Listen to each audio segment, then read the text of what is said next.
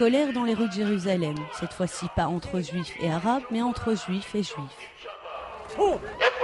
Ces ultra-orthodoxes manifestent contre les compagnies de transport israéliennes pour obtenir plus de bus séparés où hommes et femmes s'assoient séparément afin de respecter les lois religieuses en limitant les contacts entre hommes et femmes.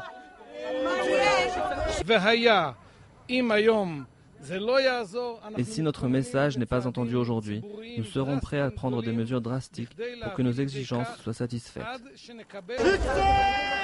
Mais leur demande de bus séparés a provoqué la colère, non seulement parmi les Israéliens laïcs, mais aussi chez les Juifs religieux. Certains d'entre eux ont même organisé leur propre contre-manifestation. J'ai le droit de m'asseoir où je veux et ça m'est égal s'ils se lèvent parce que je suis assise à côté d'eux. Mais de là à me demander de me lever parce qu'un type veut s'asseoir et veut poser son chapeau à côté de lui, c'est ridicule. Il y a 10 ans, il n'y avait aucun bus de ce genre en Israël.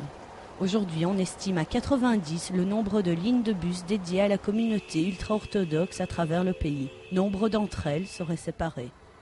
Cette communauté pauvre, qui utilise beaucoup les transports en commun, a poussé les compagnies de bus israéliennes à proposer ce genre de lignes, arguant du fait qu'elles ne font que satisfaire les besoins de leur clientèle.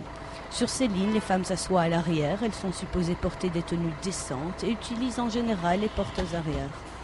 Mais puisqu'il n'y a pas de signe distinctif sur ces bus, il y a eu de nombreux cas de femmes agressées physiquement ou verbalement parce qu'elles s'étaient assises du mauvais côté du bus. Comme par exemple Kim Glassman, une Israélo-américaine. Je suis en ce moment debout à l'arrière du bus parce que je ne suis pas autorisée à m'asseoir à l'avant.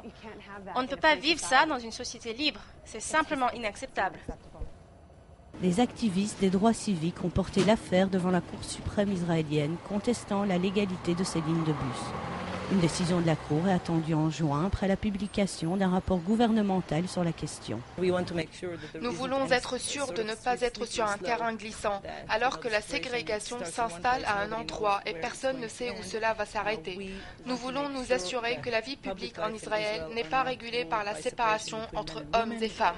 Et avec les demandes de structures séparées dans les hôpitaux, les bureaux de poste et même sur les vols, la bataille ne fait que commencer.